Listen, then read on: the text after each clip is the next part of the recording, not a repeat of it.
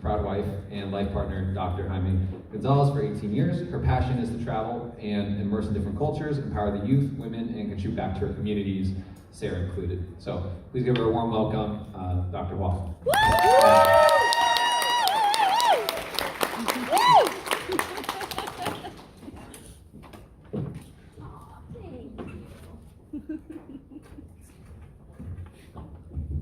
Hello, everyone. So last speaker of the day, it's always the hardest one being the speaker after lunch, but who's first time to SARE?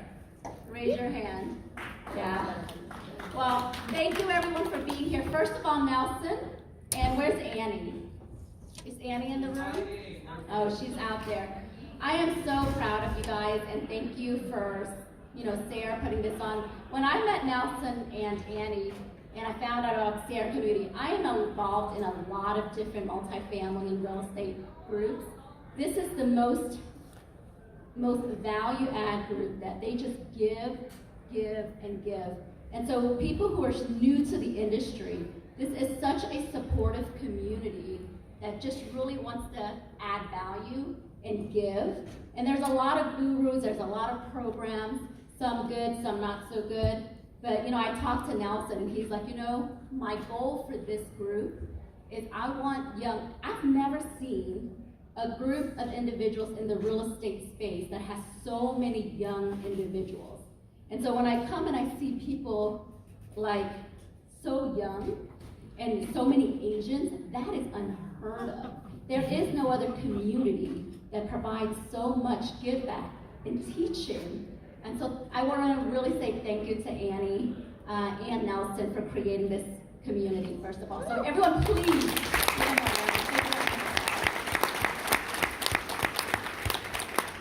But thanks for that introduction. My goal of my talk today, he mentioned we're eye doctors by trade.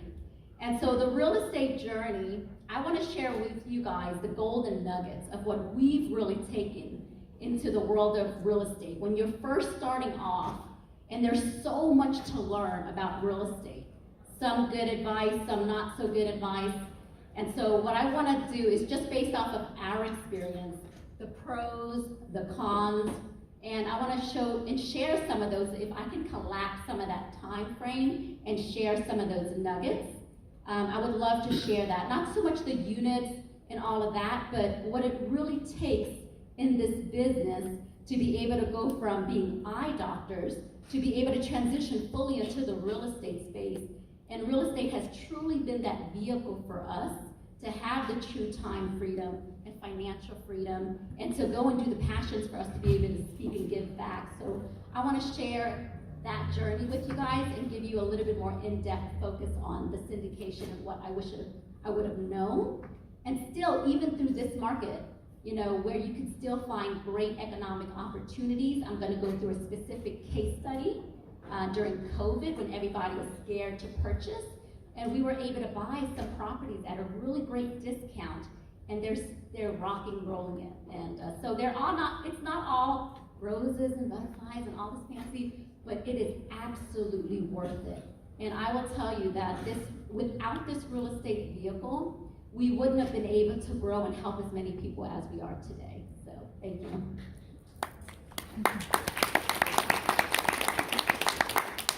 So just a little bit about Black Steel Investment Group, like Nelson mentioned. My life partner, AKA lover, could you stand up real quick?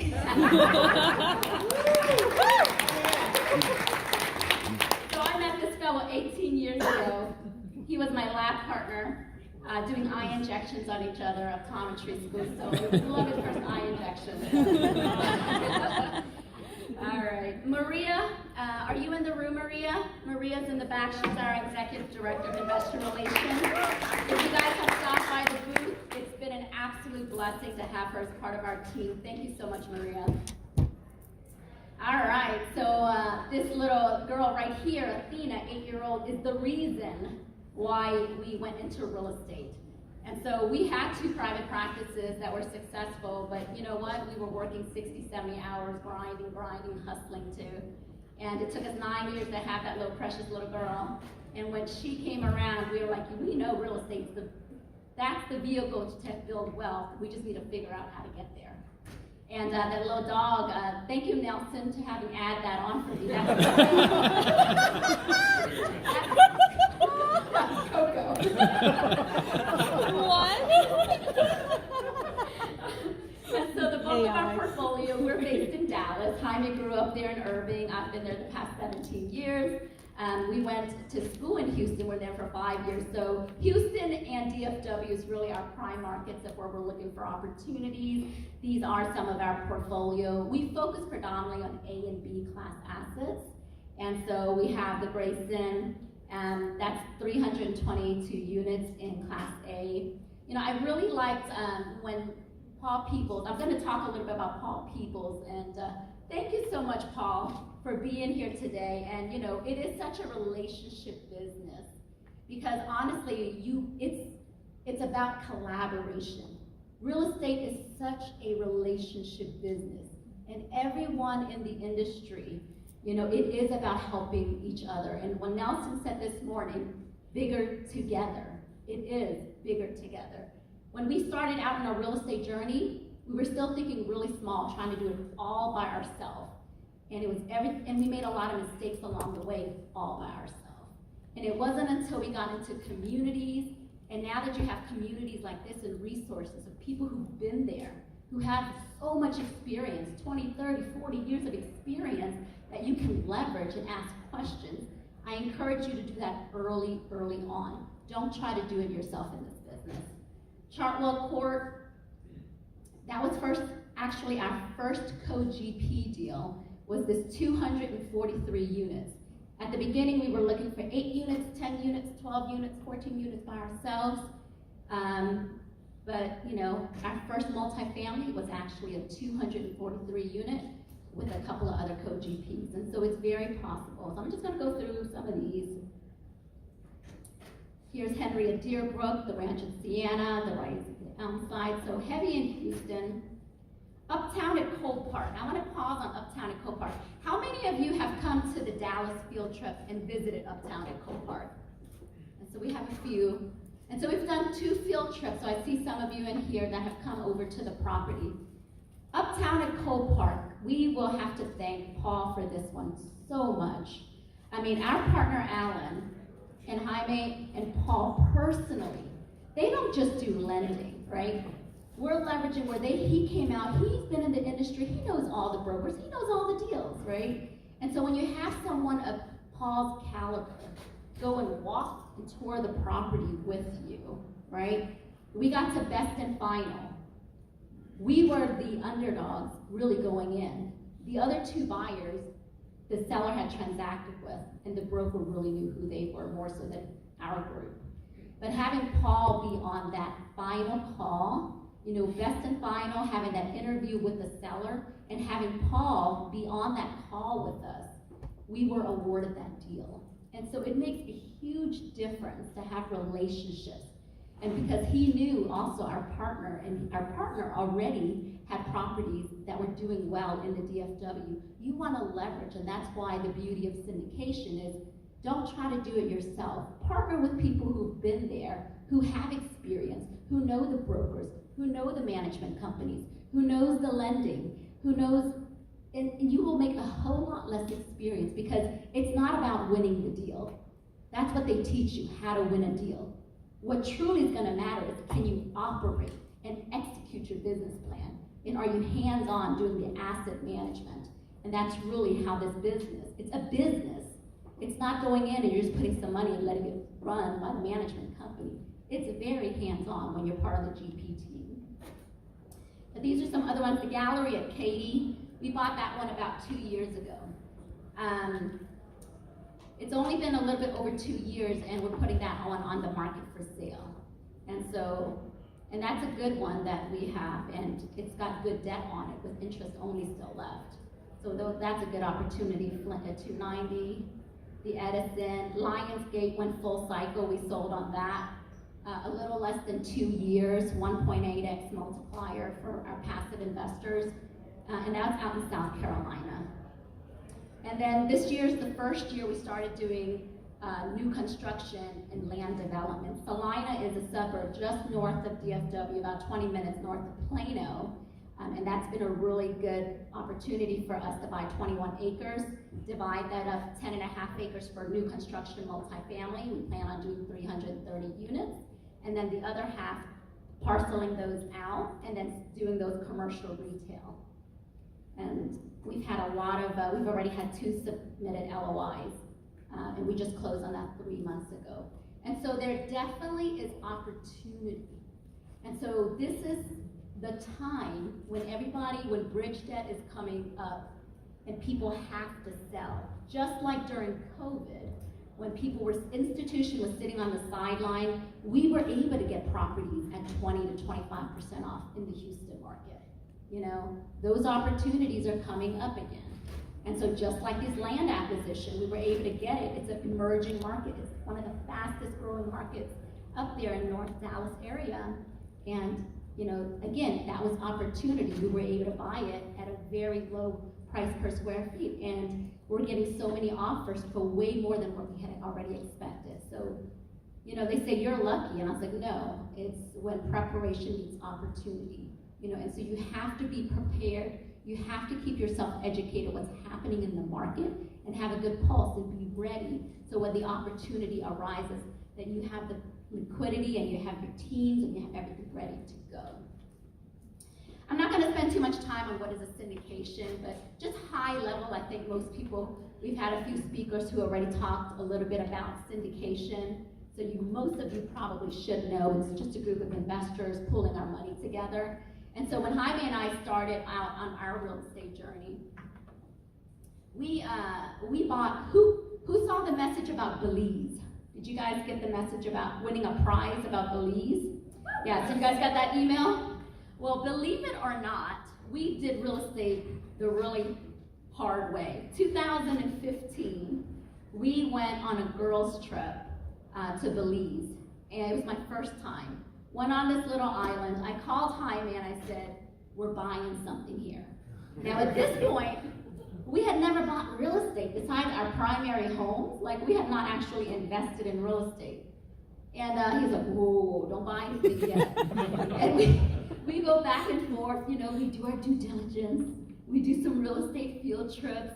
And I was like, I'm in love with this place. Like we're buying something. And so we've decided to buy land, hire an architect, design and build our dream home over there. And we said, you know, we would vacation every few months, and then when we're not there, we'll rent it out, short-term rental. And that was really how we started our real estate investing. But it was all our own money. We bought the land. Financing at the time was 13% in Belize. And I was like, that's too high. We paid cash for everything. We didn't have partners.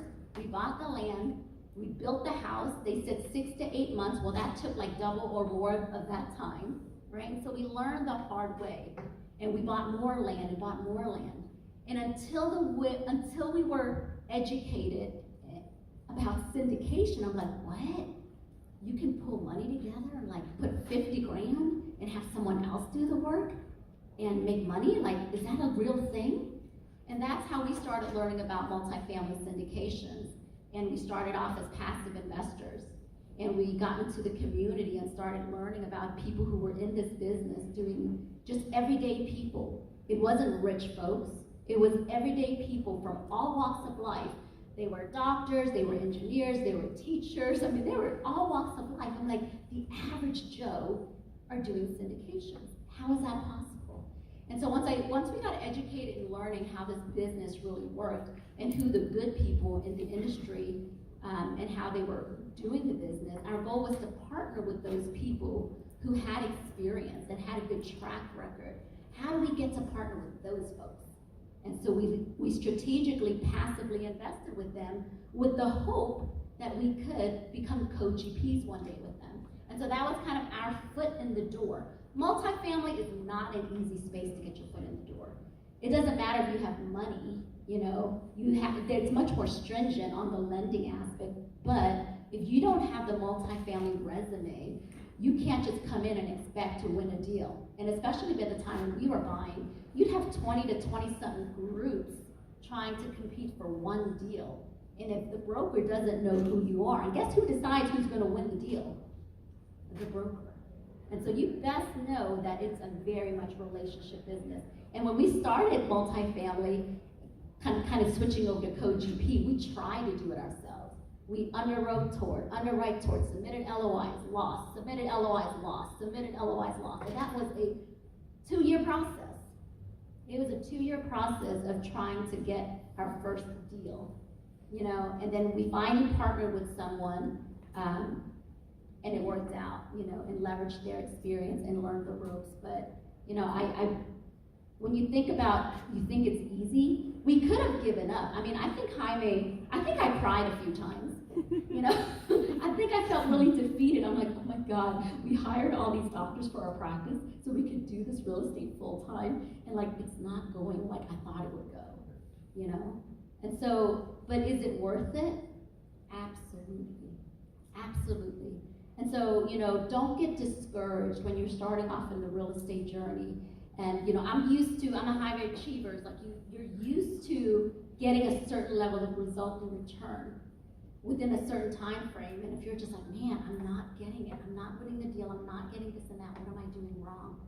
And that's why the proximity of being in a community and getting those, you just need a little edge. What is your edge?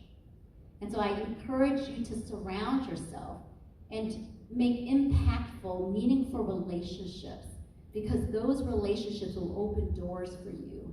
And that's how this industry works. And once you get your foot in the door and you can prove the ability of what you're able to do, and you have to be able to add value, and you have to have a skill set. And you will learn what you like and what you're good at and what you don't like as you get into the industry. Because when you start off, you're like, well, I don't really know what I'm actually good at, right? And so once you start underwriting, once you start getting into networking events, once you do investor relations and talk to people, you'll find what you're actually good at and what you enjoy. And the key to partnerships is do what you're really good at and enjoy, and partner with someone who has the skill sets that are complementary that you're not so good at. And then have a cohesive team to execute the plan. That's what multifamily syndication is really about.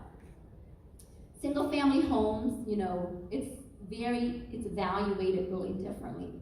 So if you have a value add opportunity for apartments, and you can increase the income, increase the rent, whether you're renovating interior, exterior units, improving the management, improving the security, and doing those types of things. If you can increase the profit margin, what we call the NOI, the net operating income, that's how your property is going to be evaluated instead of like a single family home comp, right? And so you have a lot more variation where you can do forced appreciation, and the debt structure and the terms that you can get on these large multifamily are going to be more favorable. So you can see some of the upsides and downsides of multifamily. You can see the cash flow, appreciation, tax advantage, scalability, and leveraging an experienced team. So whether you're a passive or an active, a passive investor, it is passive, but you do need to be educated. You do need to know what kind of questions can I ask or should I ask? What is aggressive versus what is conservative, right? What are the assumptions that the team is making? What is the debt structure? And so you want to at least have a high level of understanding of what you're investing in. The downside of those syndications is your money is not liquid until the exit. Until the property is sold or refinanced or whatnot, your money is tied into the project. And as a passive, like Paul said, you are a passenger, you are not the captain. And so the sponsorship team is the captain who's going to be flying that airplane and has control.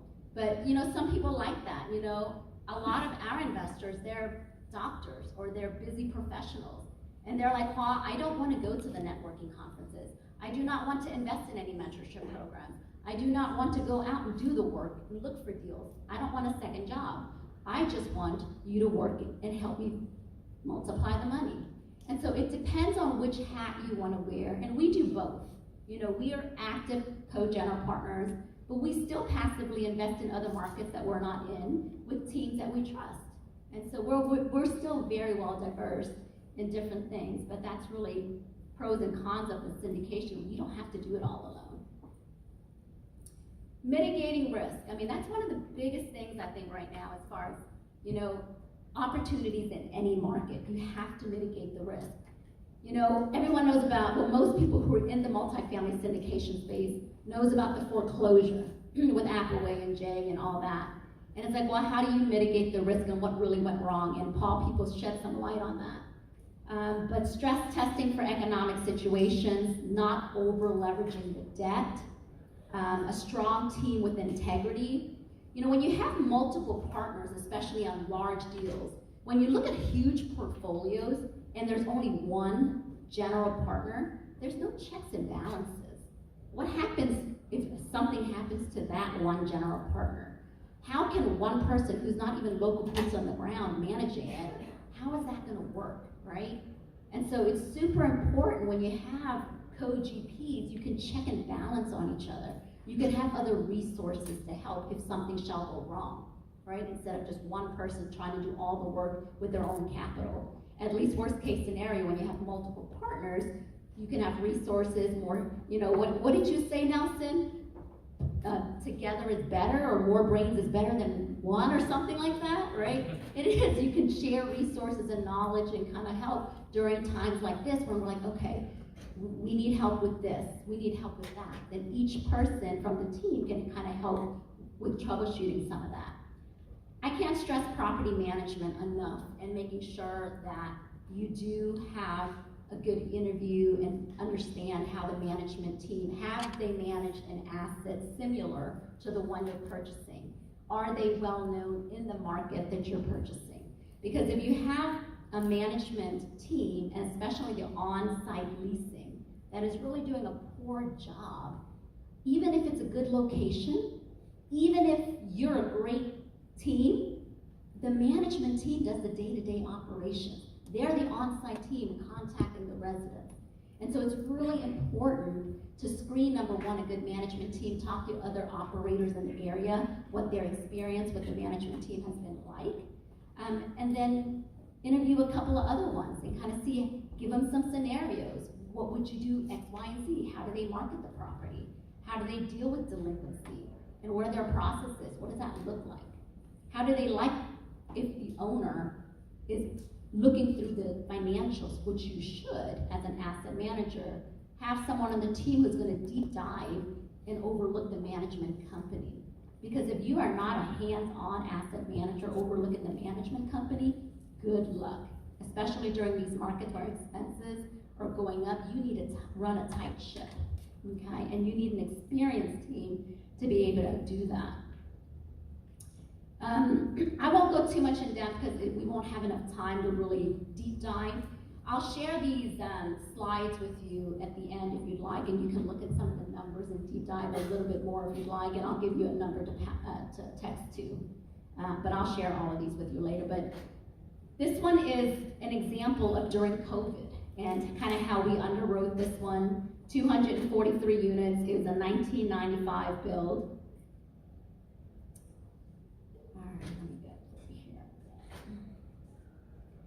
You know, we were really fortunate on this one.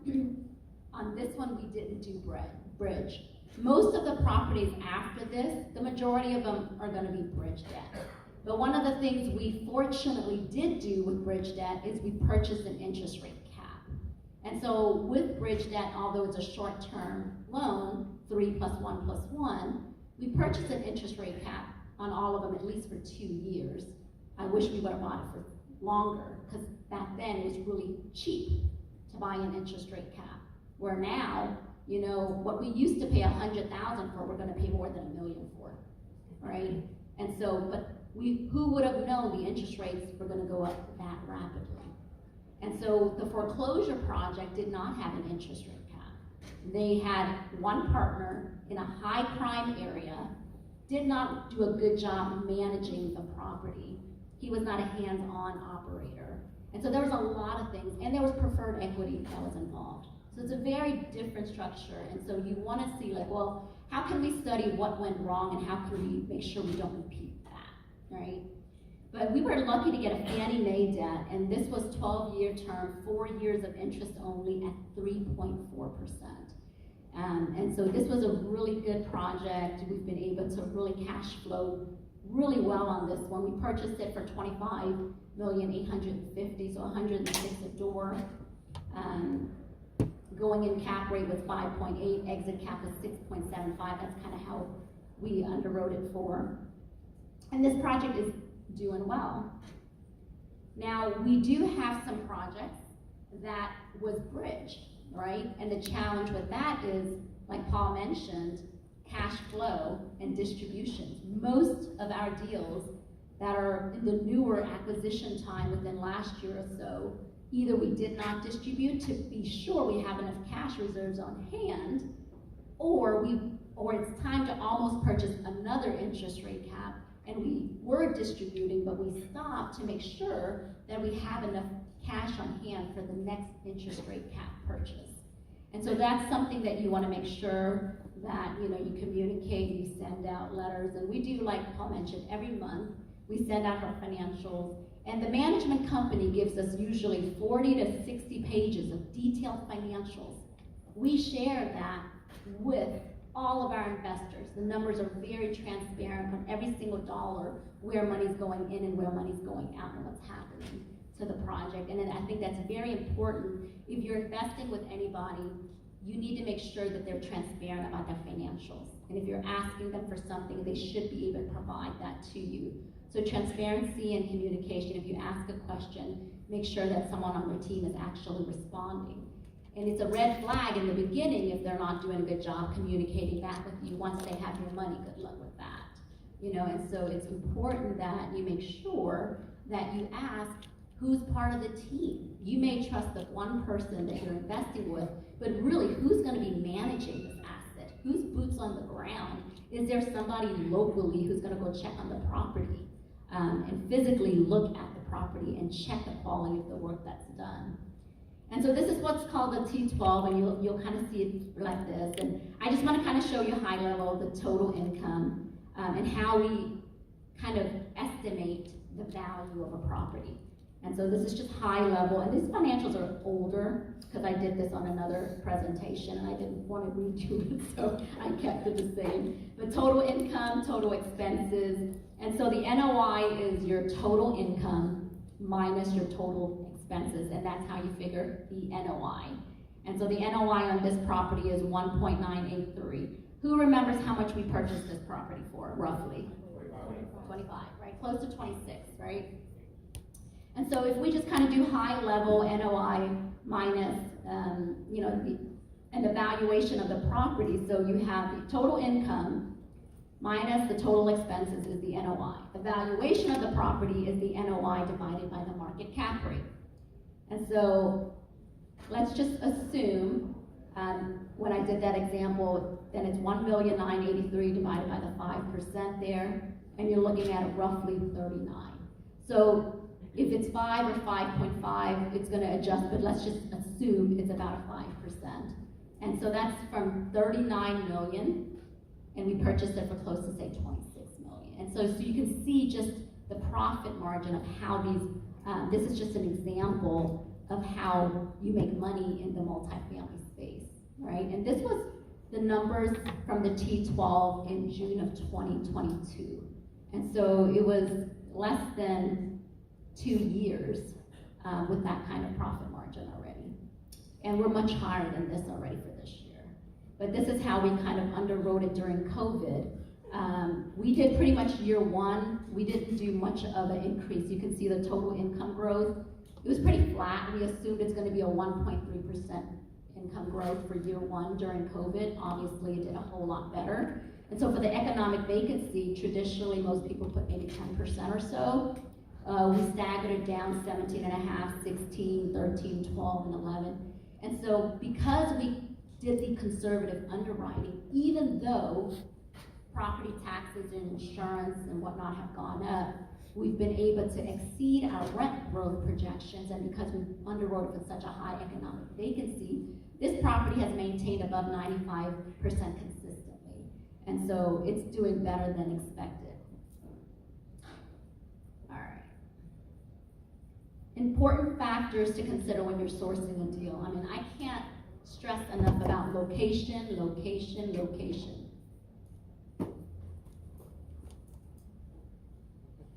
So population growth, job growth, employment diversity, school ratings, median household income. You know, who said I don't invest in the hood? I think you said Michael Becker. Yeah, we do. Nice prime markets, right? Market of path progression. We do light value add. We don't usually like to do heavy value add. And that's why we kind of stay in the AB, and crime rate for us is big. If I don't feel comfortable going to visit our own property, that's a problem. We've been to some crazy ones where we heard shooting, we've had cops show up, we've had drugs found everywhere in the apartment. Like we've seen some crazy stuff, and I'm like, yeah, we're not doing those. I don't care what the profit margin is, I'm not doing those. Asset management, you know, I think it's super important because a lot of what what's taught out there is like, well, how do you underwrite a deal? How do you win a deal? And then it's like all nice and dandy, and then you get excited and you win a deal, and then you're like, well, then what, right? And so I think operations, most important, not just winning the deal, but most important, how are you going to execute and how do you operate this deal? And so having the weekly calls with the property management team, whether you do it, whether there's a few people on your team doing the management calls, but always have, like, everyone needs to understand what the roles and expectations are, especially when you're doing code GP and you have other partners. Make sure it's clear cut, like who's responsible for what, right? Budgeting pro forma versus actual, what steps do you need to adjust? And some things you can control and some things you can't. Right? And so what can you adjust to kind of go where the numbers are still going to work out? Physically visiting the property, I can't stress that enough. Reviewing the financials in depth. I mean, we've had situations where the property management company was putting expenses on our stuff that was from another property that we didn't own, that they managed. And so if our asset management team was not on top of looking and deep diving into the financials, those would have been missed and we would have just continued on. So you have to make sure you keep up with the numbers, have KPIs, and track those weekly. Consistent pulse on the costs, what's around you, what are they doing, are there concessions, is there new construction being built around there? And the marketing, you know, what's the property management currently doing to market your property to increase occupancy and keep, you know, retention on the property. Individual roles, consistent reporting to investors, I think that's super important. Communication.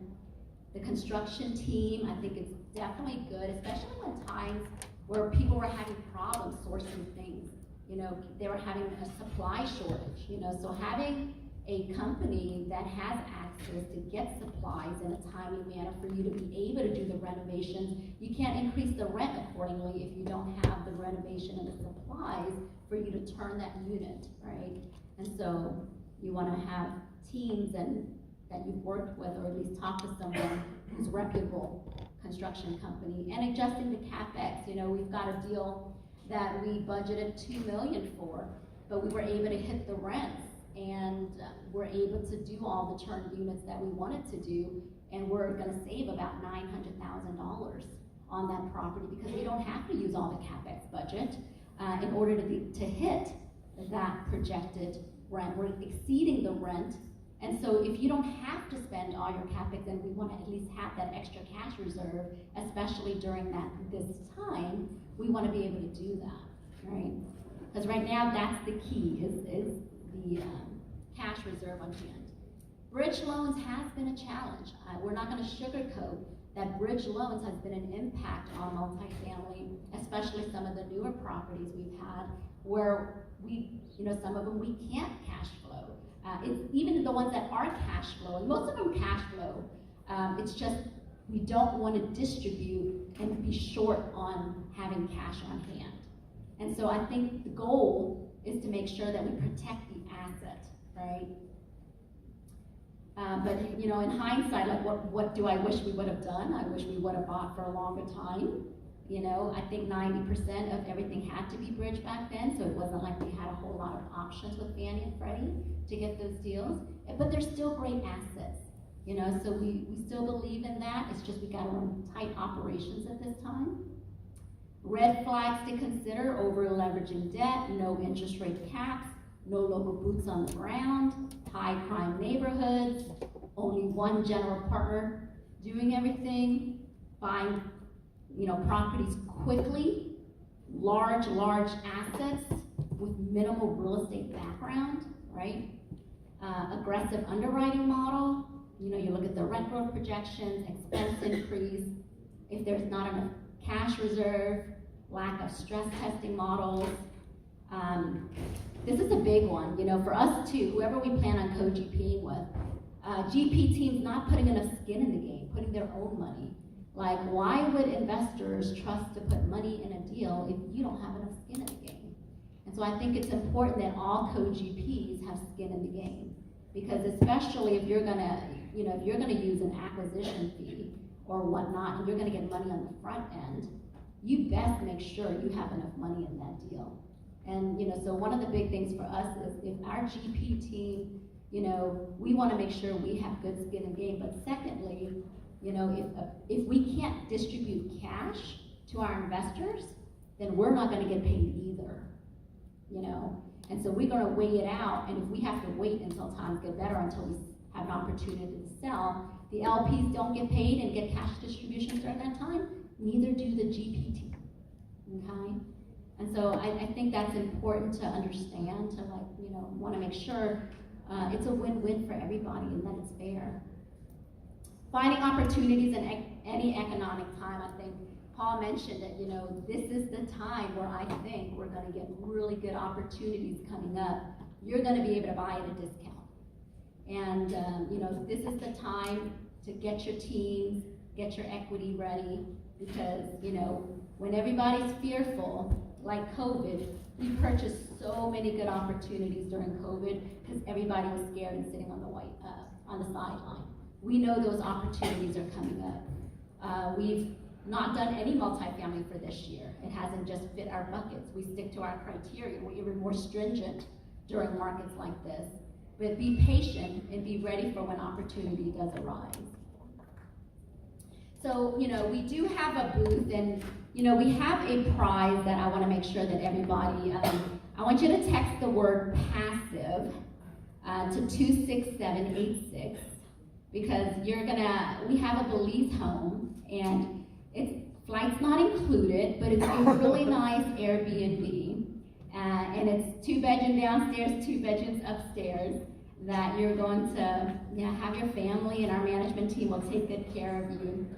But I'm going to end with one quote today, and I really thank you guys for staying this whole time. I'm so happy that everyone came in. But when life throws rocks at you, don't build walls around yourself. Instead, use them as a stepping stone to transform yourself into a better you. And what I really want to say is, real estate, it's not about the things you accumulate. It's not about the units. It's not about the money that you're going to get. It's what real estate allows you to do. It allows you to have those life experiences.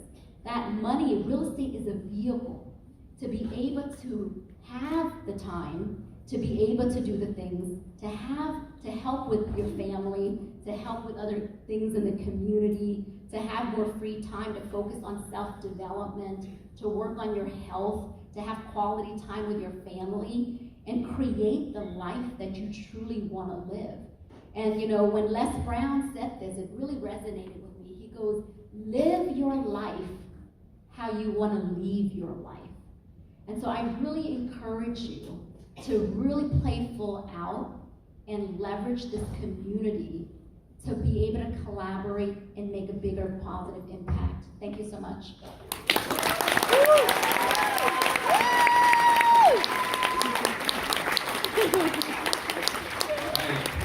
Belize. Thank you for coming for our first day. We're going to close out here.